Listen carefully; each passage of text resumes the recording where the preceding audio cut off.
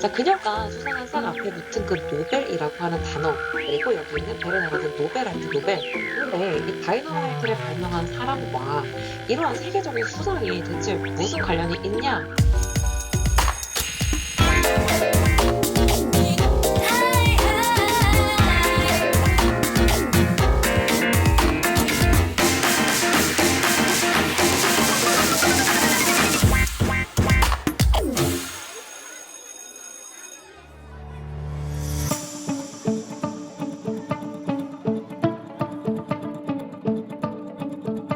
안녕하세요. 개념으로 배우는 역사 제쌤입니다.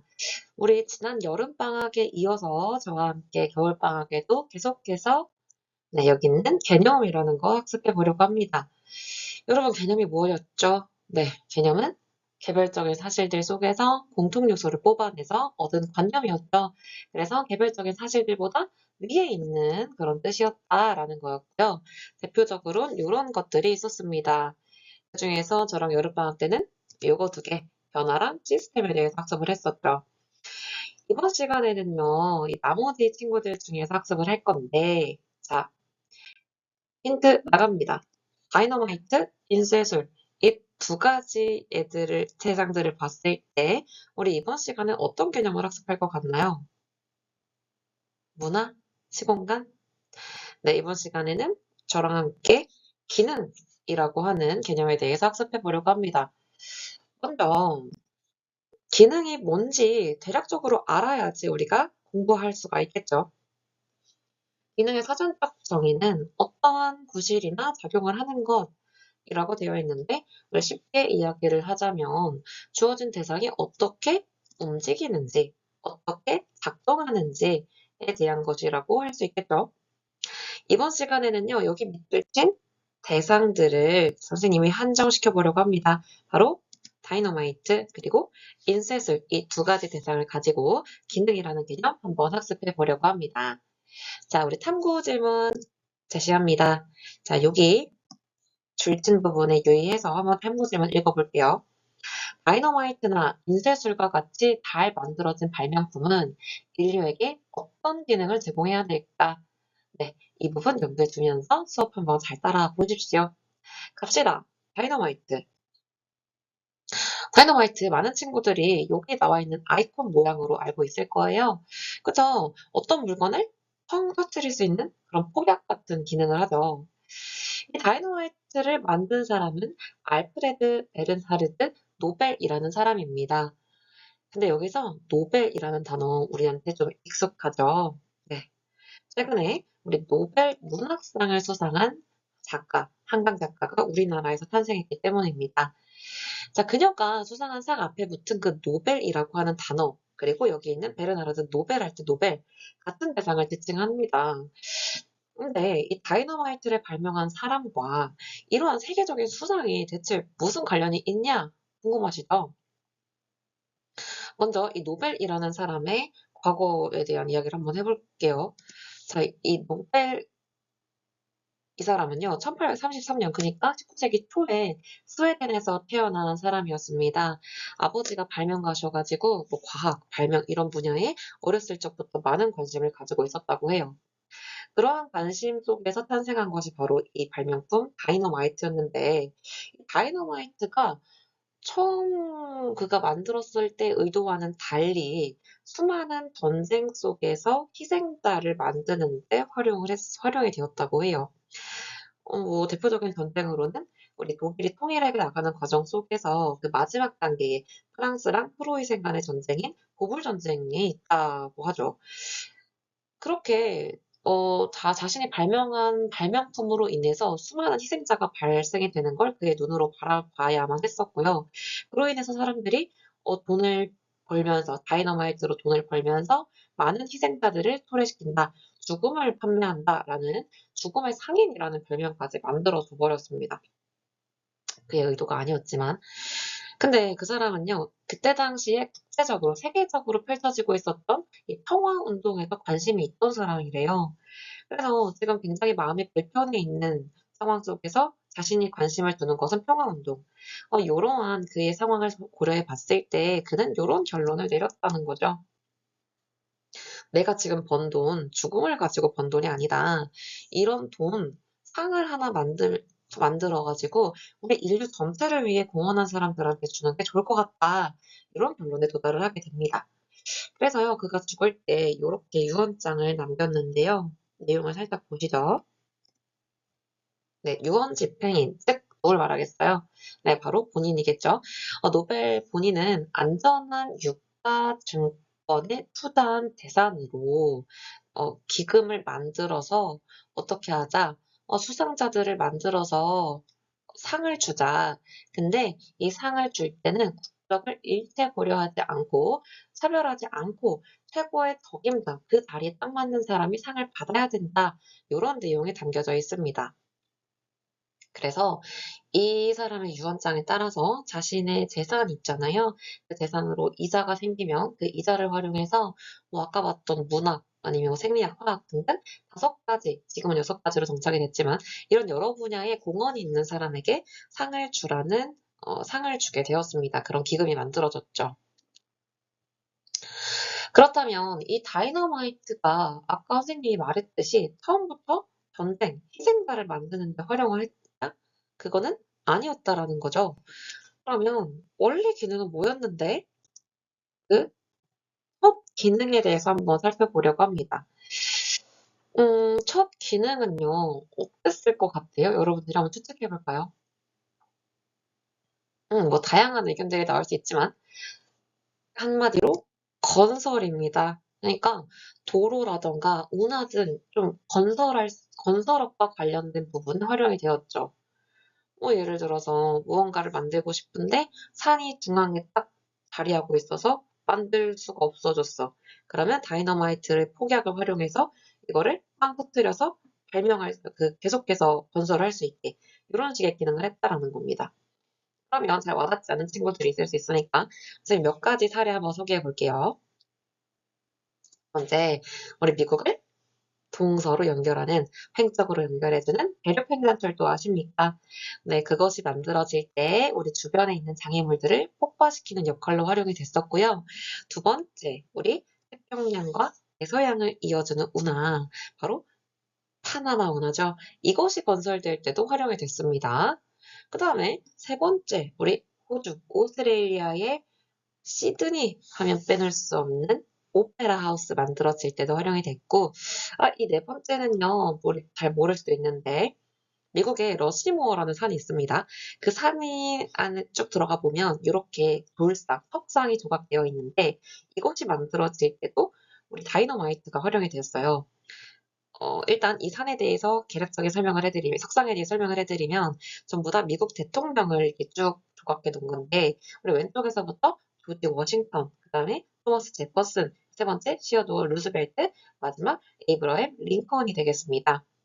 일단 다이너마이트로 팡 터뜨리고 화강한 표면이 조금 이렇게 윤곽이 잡히면 섬세하게 하나하나 석상을 조각해 나갔다라는 거죠.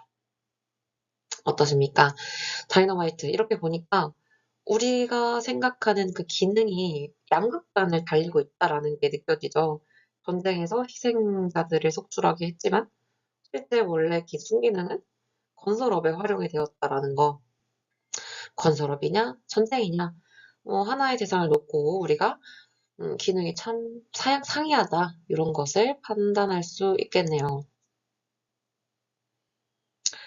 자, 지금까지 다이너마이트에 대해서 봤다면 이번에는 두 번째 인쇄술 한번 살펴보겠습니다. 네, 여기 있는 인물 요하네스 구텐베르크의 인쇄술 볼 건데요. 이 사람은요 독일 출신 사람입니다. 이분이 발명한 인쇄술은 조금 더 구체적으로 짠! 금속 활판 인쇄술입니다. 금속 활판 인쇄술을 간단하게 설명드리기에 앞서서 우리가 인쇄하면 여러분들이 프린터기만 생각을 할 수가 있어서 좀 더 우리가 이입하기 위해 사전적 정의 한번 볼게요. 네, 인쇄. 잉크를 사용해서 평면에 그려져 있는 글이나 그림 따위를 종이, 선 따위에 박아내는 행위이다 라고 되어 있습니다. 자, 우리 금속 활판 인쇄술은 그럼 뭐냐면 금속 활자, 금붙이에다가 글자를 하나하나 만들어서 재활용할 수 있는 방식의 인쇄술이다라고 간단하게 생각해 주시면 됩니다. 이게 어떻게 제작되는지는 구체적인 제작 방법은 이따가 뒤에서 설명을 해 드릴게요. 자, 아까 말했듯이 우리 인쇄라고 하는 것은 무언가 기존에 있던 오리지널한 친구를 복제해 나가는 글이나 그림 따위를 일정하게 그대로 박아내는 행위를 의미했다라는 것도 기억을 해 주시고요. 자, 다시 돌아와서 우리 구텐베르크의 금속 활판 인쇄술, 금붙이를 재료로 해가지고 인쇄를 해 나간 것 같은데, 그러면은 이전에는 인쇄술이 없었는가? 그건 아니었다. 봐봐. 어떤 방식으로 했다? 필사나 목판 인쇄술을 활용을 했다라는 거예요. 필사는 직접 손으로 우리 필기할 때 필자입니다. 하나하나 써 나가는 행위를 의미를 하고요.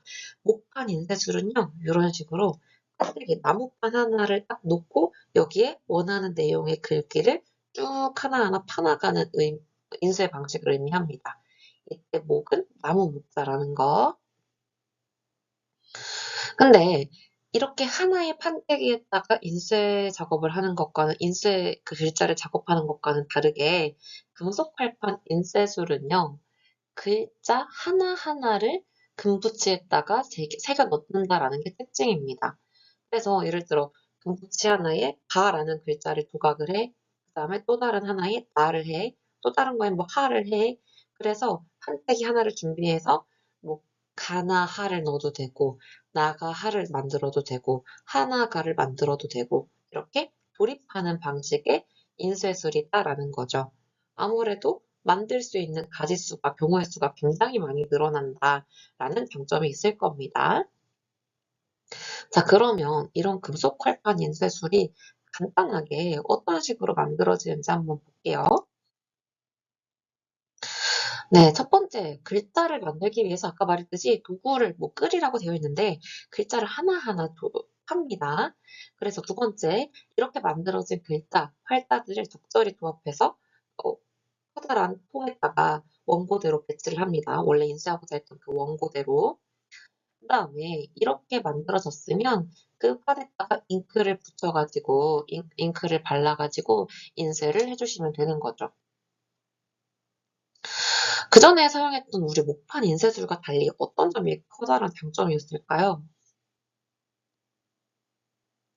그쵸. 우리 목판은 만약에 내가 새로운 글자를 만들고 싶어. 아니면 글자 하나를 잘못 썼어. 그러면 처음부터 다시 다 써야 되는데, 이 금속 활판은 그럴 필요가 없다. 그죠? 글자 하나만 옮겨서 왔다 갔다 하면 되니까, 글자 하나, 활자 하나하나만. 그리고 목판은 나무이기 때문에 부식이 굉장히 쉬운데, 이 금속은 부식이 쉽지 않다라는 장점도 있습니다. 그러면 우리가 원래 오늘 학습하려고 했던 개념, 그 기능에 좀 집중을 해서 이 금속 활판 인쇄술이 어떤 기능, 목적 역할을 했는지 한번 살펴보겠습니다. 첫 번째, 종교개혁이라는 것에 활용이 됩니다. 종교개혁이란 쉽게 이야기를 해드리자면 16, 17세기에 유럽에서 로마 가톨릭 교회 이거 조금 썩은 것 같아. 이거 개혁해야 된다. 쇄신해야 된다. 이런 것들을 요구하며 일어난 개혁 운동을 지칭합니다. 많은 종교개혁가들이 있었지만 뭐 대표적인 사람, 우리 오늘 인쇄술과 관련된 사람, 마르틴 루터, 다르게 말해서 마틴 루터라는 사람을 한번 데려와 봤습니다. 이 루터가 살아갈 당시에 교황, 그러니까 로마 가톨릭 세계의 제빵이었던 사람이죠. 이 교황 레오 10세가 성 베드로 대성당을 증축시키겠다라고 하면서 나 돈 좀 모아야겠다 하면서 무언가를 합니다. 면벌부라는 걸 판매합니다. 이 면벌부라는 건 뭐냐면 벌을 면해주는 문서를 의미를 해요. 가톨릭 교회가 신자들한테 돈을 받고 내가 교황의 이름으로 벌을 면해주겠다라는 논리였죠. 여러분이 보기엔 어때요? 여러분이 보기에도 조금 이상하지 않습니까? 그쵸? 왜 벌을 신이 아니라 교황이 돈을 받고 면해주냐고. 근데 이 여러분과 같은 생각을 당시에 마틴 루터도 똑같았습니다. 그래서 가톨릭 교회의 주장을 조목조목 반박해 나가는 글을 작성을 했으니 그게 바로 95개조 반박문이 됩니다. 자, 우리 사진을 하나 먼저 볼까요? 이게 바로 면벌부고요. 이게 바로 당시에 루터가 작성했던 95개조 반박문입니다. 95개조 반박문의 내용을 한번 이렇게 쓱 확대해서 보자면, 자, 한번 볼까요? 제가 10초 정도 시간을 드릴 테니 한번 읽어보십시오.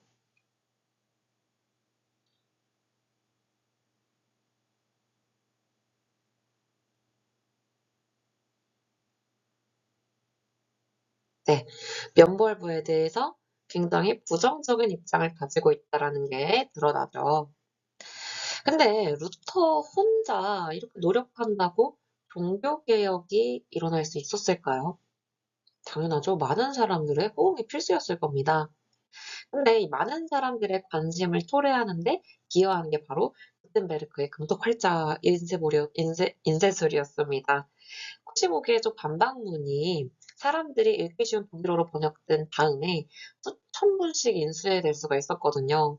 그러니까 그동안 필사본, 다른 사람들이 손으로 직접 작성해야만 볼 수 있었던 성경, 이거 한 권의 가격이 그때 당시에 농장 하나랑 맞먹을 정도로 굉장히 비쌌다고 하는데, 구텐베르크의 인쇄술을 통해서 엄청나게 많이 제작이 되면서 일반 사람들도 구매할 수 있을 만큼 값이 저렴해졌다고 해요. 그리고 보통 이게 직접 쓰는 필사본은요, 한 권 만드는데 한 달, 두 달의 시간이 걸렸었는데, 이곳으로 금속 활판 인쇄술을 만나게 되면서 우리 일주일 만에 500권의 책을 제작할 수 있었대요. 그러니까 가격도 저렴해지고 시간도 엄청나게 단축이 되니까 가격, 시간, 이 두 측면에서 우리 일반적인 민중들이랑 가까워질 수 있을 만한 그런 상황이 연출이 된 거죠. 이런 환경 속에서 우리 민중들이 루터에게 호응을 하게 되면서 루터파 개신교, 종교 개혁이 일어나게 되는 배경으로 작용을 했다라는 겁니다. 그리고요, 사람들이 구텐베르크 인쇄술을 통해서 구텐베르크 성경이 탄생을 하게 됐는데, 우리 일반 민중들이 딱 이 성경을 보니까, 그동안 교황 입장에서는 항상 면벌부를 통해서 우리 죄를 면할 수 있다라고 알려줬었는데 막상 내가 그 성경을 읽어보니까 그런 내용이 성경에는 하나도 없었다라는 거죠. 면해주는 그런 벌을 면해주는 문서 성경에는 없는데 교황이 우리를 기만한 거냐라고 하면서 개신교 루터파 개신교가 만들어지는데 조금 더 기여를 했을 것이다 라는 거 살펴볼 수 있었습니다. 그러면 두 번째 종교개혁 말고 우리 금속활판 인쇄술이 기여했던 두 번째 기능 한번 보겠습니다. 바로 마녀사냥입니다. 마녀사냥, 일단 무슨 뜻일까요? 네, 우리 국어사전에 따르면 이렇게 되어 있습니다. 마녀사냥이란 14세기에서 17세기 유럽의 여러 나라와 교회가 이단파 등을 마녀로 판결해서 화형으로 처하던 일이다. 그러니까 여기 사진처럼 보이시죠? 잔인한 모습들이 보이시죠? 일정한 제목을 부여해가지고 마녀들이라고 불리는 사람들을 처형했다라는 거죠. 마녀 판별은 어떻게 했냐면, 어, 마녀는 기본적으로 하늘을 날 수 있을 정도로 진짜 가볍대요. 그래서 저울로 몸무게를 재고 정상 체중보다 많이 가볍네? 그러면 마녀다. 이렇게 판정했다라고 합니다. 그러니까 좀 이성적으로 이해가 되지는 않죠. 그때 당시에 우리 14세기, 15세기에 흑사병이라던가 아니면 농사가 잘 안 되는 흉작이라던가 이렇게 사회적인 어려움이 직면하니까 이 상황을 책임져야 될 희생양이 필요했을 것이고 그 희생양이 바로 마녀가 된 것입니다. 근데 궁금한 점이 하나 생기죠. 우리 마녀는 기독교에서 악마로 여기는 존재입니다. 그러면 그 되게 악한 존재를 어떤 식으로 처형했는가? 바로 여기 있는 책, 네, 말레피카룸이라고 하는 책을 통해서 행해졌습니다. 한국어로 번역을 하면 마녀를 심판하는 망치라는 건데요. 이 책에서는 마녀 사냥을 위해서 세 가지가 필요하다라고 주장합니다. 첫 번째, 마녀의 사악한 의도. 두 번째, 마녀의 도움. 세 번째, 처벌에 대한 신의 허락. 네, 이런 요인들이 들어가 있는데 총 3가지 3부로 구성되어 있는 이 책에서 보면 1부에서는 마녀는 없는 거다. 마녀의 실제를 부정하고 마녀라고 판별된 이들에 대해서 이건 잘못된 거다라고 이야기를 하는 성직자들을 공격하는 내용들이고요. 두 번째, 마녀들이 마법을 부릴 거 아닙니까? 그 마법은 이런 형태들이 있다. 그 마법 형태에 대해서 소개를 하고 있고요.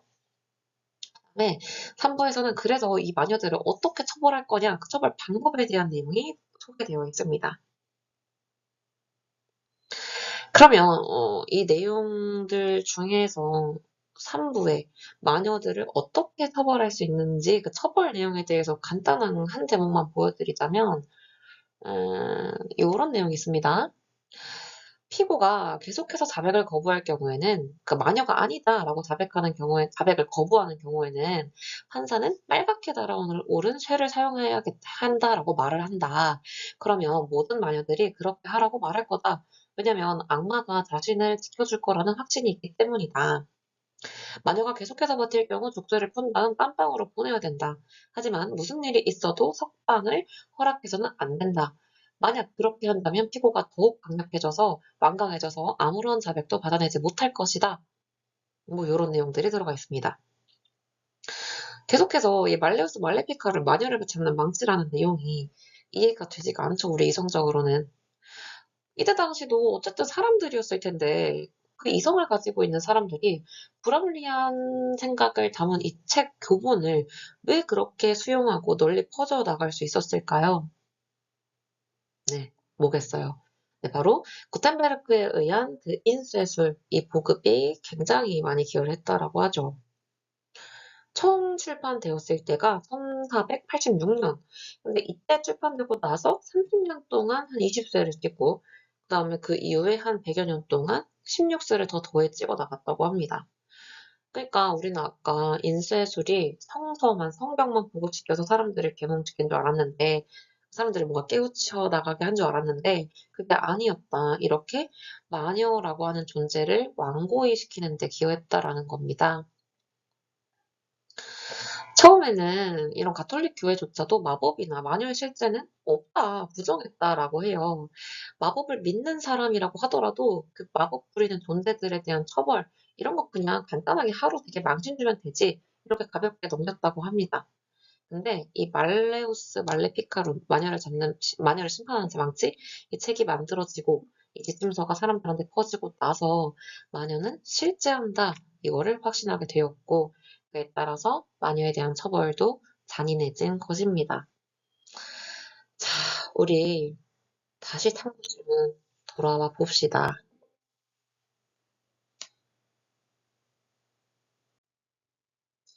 다이너마이트나 인쇄술과 같은 잘 만들어진 발명품은 인류에게 어떤 기능을 해야 할까?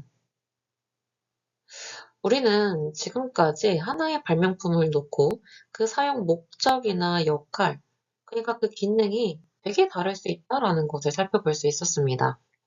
그러면 이런 탐구 질문에 대해서 우리는 이렇게 대답할 수는 있을 것 같아요. 다양한 답들이 되겠지만 인류의 삶을 조금 더 윤택하게 만들 수 있는, 편익을 제공할 수 있는 기능을 해야 될 것 같다. 동의하십니까? 근데 이러한 인류의 삶을 좀 더 윤택하게 편익을 제공할 수 있는 기능, 이거 하려면 어떤 것들을 우리가 좀 고려를 해야 될까요? 그쵸. 이 발명품, 이 대상이 사회에 어떤 영향을 초래할 수 있는가, 그 영향력, 파급력에 대해서 고려하는 것이 필수적일 것 같아요. 지금까지 저랑 다이너마이트랑 인쇄술이 역사적으로 어떤 기능들을 했는지 한번 살펴봤습니다. 앞으로요, 여러분들이 어떤 물건을 사용하거나 생산을 할 때 그 대상이 가지고 있는 역할이나 다양한 기능에 대한 생각을 할 수 있는 통찰력을 가졌으면 좋겠습니다. 다음 시간에 또 다른 개념으로 만나겠습니다. 안녕.